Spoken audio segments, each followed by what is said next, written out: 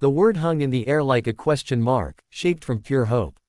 Emma Maddox formed the sound carefully, deliberately, like a sculptor shaping clay without ever seeing the final form. Her voice was gentle, hesitant, reaching out into a world she had never truly experienced. Bruce Maddox heard it, but Emma couldn't see his reaction. She couldn't see anything. Not the warm smile spreading across her father's weathered face as he turned to her. Not the gentle movement of his leather jacket. Not the afternoon sunlight streaming through the windows. Not even her own hands reaching out to find him. For 6 years, Emma had lived in absolute darkness. A darkness so complete, so total, that every step she took was nothing more than an educated guess. She remembered where the furniture was placed because she had memorized it 1,000 times. She navigated by touch and sounds, trusting that nothing had moved. But she had never seen it, not once. Bruce stood in the doorway of their small house in Reno, watching his 6-year-old daughter try to navigate a world that existed only in darkness for her. His jaw clenched, not from anger, not from frustration, but from a pain so deep, so profound, that it had etched permanent lines into his weathered face. This was a man who had survived decades with the Hells Angels. A man who bore scars from fights, highways, and losses that would have broken most people. Bruce, Ironhand, Maddox was not a man easily shaken. But seeing his daughter live in darkness, it shook him every single day. Emma tilted her head slightly, as she always did when trying to sense where things were. Her small fingers reached up and gently touched near her right eye, trying to ease an invisible pressure that had been there as long as anyone could remember. She winced, just barely. But Bruce noticed it. He noticed everything. He had spent thousands of dollars trying to fix this. Eye doctors, specialists, neurologists, pediatric eye surgeons with impressive credentials and even more impressive bills. They had all taken his money. They had all run their tests. They had all offered their theories. Optic nerve damage, some said. Congenital defect, others suggested. Developmental anomaly. Retinal malfunction. The medical jargon came fast and clinical, but the answers never did. Every appointment ended the same way, with shrugs, apologies, and another referral to yet another specialist who couldn't help. Emma had learned to navigate by sounds. She had learned to feel textures and temperatures. She had learned to exist in a world that moved and changed and glowed around her while she remained trapped in darkness. And she did it with more grace than most adults could muster. But Bruce saw the confusion on her face when other children described colors she couldn't comprehend. He saw how she placed her tiny hand on his face when he spoke, trying to understand expressions through touch since she couldn't see them. He saw her frustration when she tried to draw pictures like other kids. Her hand moved over paper she couldn't see, creating shapes that existed only in her imagination. It wasn't fair. And Bruce Maddox, a man who had made peace with most of life's injustices, could make no peace with this one. So he did what he rarely allowed himself to do. He took a day off. He set aside club business, the rides, the brotherhood obligations that usually consumed his time. He dressed Emma in her favorite soft pink dress that made her feel like a princess, packed a small bag with snacks and juice boxes, and decided to take her to the neighborhood park. Maybe the fresh air would help. Maybe the swings would bring her joy. Maybe he could give her, for just one afternoon, a moment of happiness that didn't require sight. It was a small hope, a modest goal. But what Bruce didn't know, what he couldn't possibly know, as he buckled Emma into his truck and drove to that park, was that the answer to 6 years of darkness was already waiting there.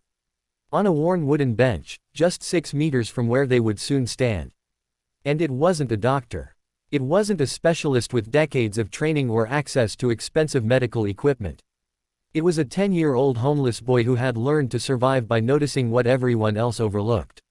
If you've ever loved someone struggling with something you can't fix, hit that subscribe button, because what happens next proves that sometimes help comes from the most unexpected places. And if you believe in miracles, stay with me. Chapter 2: The Endless Search for Answers. The first doctor's appointment happened when Emma was 8 months old. Bruce had noticed it early. The way she didn't track movements with her eyes, didn't reach for colorful toys placed in front of her, didn't respond to the visual world around her. The pediatrician was reassuring. "Give her time," she said. "Some babies develop slower than others." So Bruce gave her time. 6 months later, when Emma still wasn't responding to any visual stimuli, He took her to a specialist, then another, then yet another. The waiting rooms all looked the same. Sterile, cold, filled with outdated magazines and the quiet desperation of parents searching for answers. Bruce sat in those chairs dozens of times. Emma on his lap, her small body nestled against his leather jacket, completely unaware of the conversations happening around her in exam rooms with bright lights she couldn't perceive. The tests were exhaustive. Visual acuity tests, electroretinography, visually evoked potential tests, October scans, MRI imaging. Each more expensive than the last. Each promising clarity that never came. Mr. Maddox, the optic nerve appears structurally intact. Mr. Maddox, there's no retinal damage we can identify. Mr. Maddox, this is quite unusual. We don't see the typical markers for congenital blindness. The medical terminology became a language Bruce learned to hate. Words like idiopathic, unexplained etiology, and we need to run more tests became the soundtrack to his frustration. They weren't answers. They were expensive ways of saying, we don't know. Bruce paid every bill without hesitation. Money wasn't the issue. He would spend every dollar he had if it meant giving Emma her sight. But the problem was that no amount of money seemed to matter. One specialist suggested advanced corrective lenses. They fitted Emma with special glasses that magnified and amplified light. She wore them for 3 months before the doctor admitted they weren't helping. Another recommended experimental gene therapy. Bruce researched it obsessively, staying up nights reading medical journals and clinical trial results, preparing for the procedure. But when they did the pre-treatment evaluation, the surgeon shook his head. Her case doesn't fit the typical profile. I'm not confident the therapy would be effective. More money, more tests, more appointments ending in compassionate looks and no solutions. What made it worse, what made Bruce's jaw clench and his hands ball into fists during those appointments, was that Emma clearly felt something. She would reach toward her right eye, always the right, and gently press with those tiny fingers. Sometimes she winced. Sometimes she rubbed at it absent-mindedly, as if there were pressure building inside that she couldn't explain. Bruce mentioned it every single time. Doctor, she keeps touching her right eye. Could something be there? Some kind of obstruction. They looked. They shone their lights and examined her eye with instruments that cost more than most people's cars. Using advanced imaging that could see every layer of tissue. Everything appears clear, Mr. Maddox. The eye looks normal. There's no obstruction we can detect. But the discomfort remained, and Emma kept touching, kept pressing, kept trying to relieve something every trained medical professional assured Bruce didn't exist. By the time Emma turned 6, Bruce had seen 17 different specialists. He had spent over $40,000 on appointments, tests, scans, and consultations. He had traveled to San Francisco, Los Angeles, and even Seattle, chasing recommendations and second opinions from doctors who claimed to be the best in their field. Every single one reviewed the results. Every single one missed what mattered. What they didn't know, what none of them could know, was that every specialist failed to see what a 10-year-old boy would spot in seconds. But we're getting ahead of ourselves. Because while Bruce exhausted every medical option in Reno, spending his days in sterile waiting rooms and his nights researching miracle cures, another story was unfolding just 5 kilometers away. Chapter 3. Daniel, a boy fighting to survive. Meanwhile, 5 kilometers across Reno, another child was fighting a completely different battle, one of survival. Daniel didn't remember his mother's face clearly anymore. Not really. Just fragments. The warmth of her hand holding his. The sound of her humming songs he could no longer name.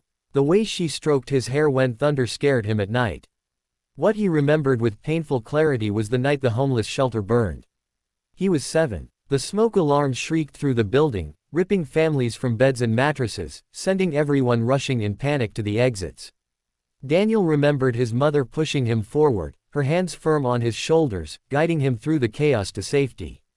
He made it out. She didn't. They told him it was smoke inhalation. They told him she didn't suffer. They told him a lot of things to help a 7-year-old feel better about losing the only person who had ever loved him. None of it helped. His father lasted another 8 months. 8 months of showing up drunk, then not showing up at all. 8 months of broken promises and empty excuses, until one morning Daniel woke up in their motel room and his father was simply gone. No note, no explanation, no goodbye. Just gone. Daniel was 8 years old, and he was completely alone. Most kids would have panicked, gone to authorities, child services, anyone who might help. But Daniel had learned early that the system didn't always work like people claimed.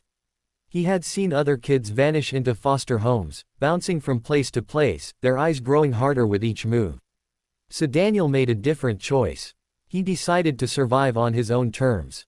He didn't beg. Something in him, pride, maybe, or his mother's voice still echoing in his memory, refused to hold out his hand and ask for pity.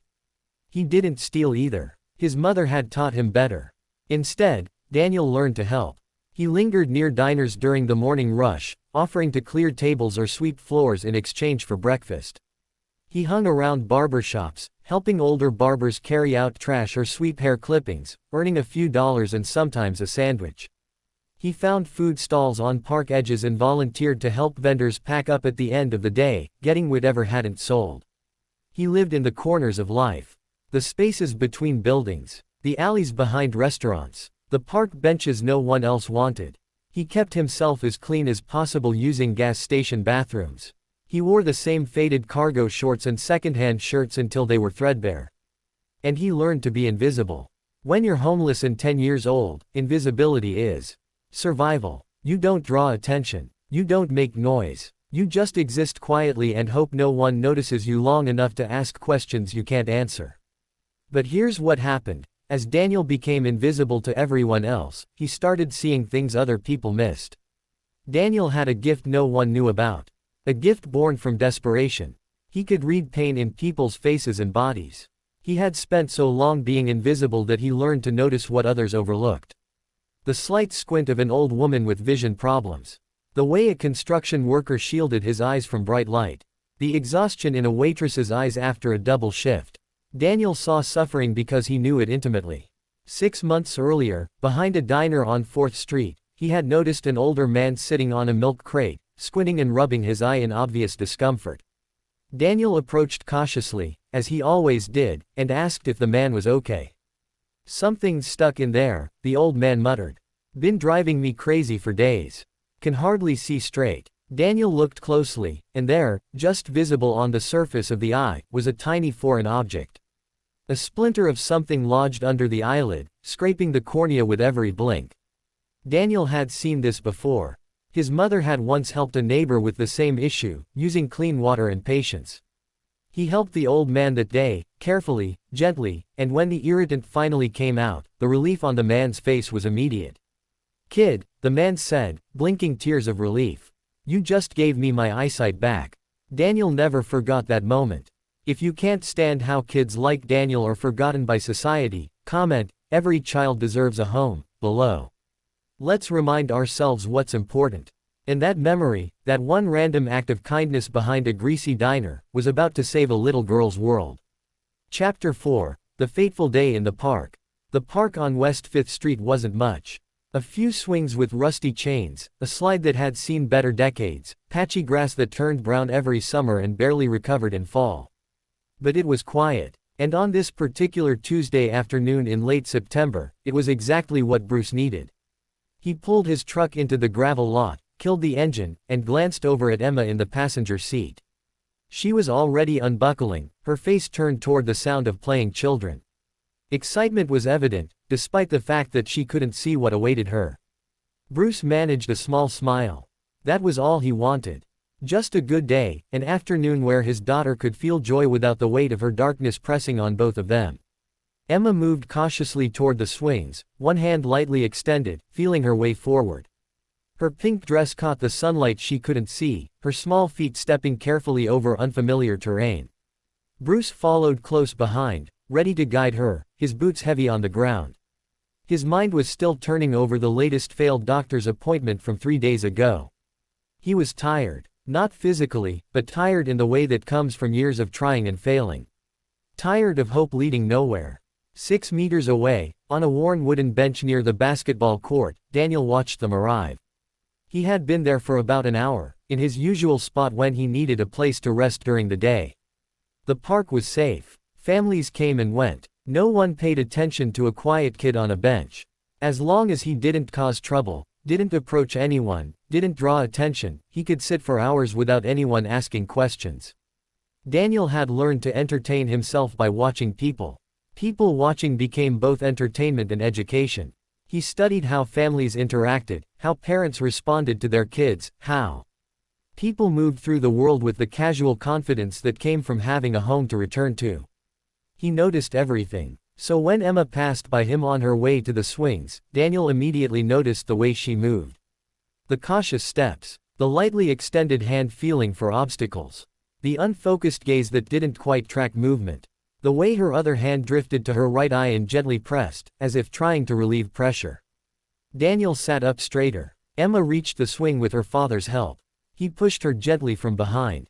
She smiled, tilting her head back toward the sunlight she couldn't see. But every few seconds, her hand drifted back to her right eye. The gentle pressure from her fingertips, trying to ease something no one else seemed to notice. Daniel's eyes narrowed. He leaned forward on the bench, watching more carefully now. The angle of Emma's head. The way the afternoon sun lit her face. And then Daniel saw it. Just barely visible in the corner of her right eye. Something that shouldn't be there. A tiny translucent mass, almost invisible unless you knew what to look for and caught it in the right light. Daniel's breath caught. He knew exactly what it was. A growth on the surface of the eye, likely there since birth, slowly expanding over the years. Not inside, where doctors would scan an image, but right on the surface. So thin and clear it was nearly invisible. The kind of thing that would cause constant pressure, block light from entering properly, and if positioned just right over the pupil, cause complete vision loss. Daniel's heart started pounding. His hands gripped the edge of the wooden bench until his knuckles turned white. He could help her. He knew he could. It would take 30 seconds, maybe less. A careful removal, and the little girl could see for the first time in who knows how long. But Daniel also knew what would happen if he approached her. He had spent 2 years learning to be invisible precisely because approaching people, especially kids, when you looked like he did was dangerous. The father was right there. A big man, intimidating. The kind of man who wouldn't hesitate to protect his daughter from a strange barefoot kid with scraped knees and unwashed clothes. If Daniel got close, the man might grab him, might hurt him, might call the police. And then what? Foster care, questions he couldn't answer. The end of his freedom. But if he didn't approach, the little girl would stay blind forever. When the solution was right there. When he could fix it in seconds. Daniel's heart raced. He knew exactly what was wrong, but he also knew what would happen if he approached a biker's daughter uninvited.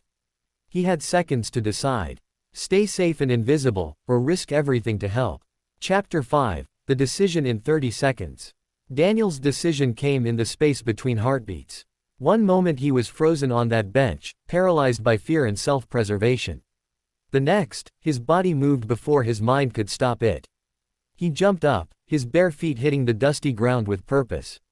Emma had stepped off the swing and was moving slowly toward the slide, her hands lightly extended, feeling her way. She was maybe 5 meters from Daniel, moving in that cautious, deliberate way. Daniel started walking toward her. His heart pounded so hard in his chest he thought it might crack his ribs.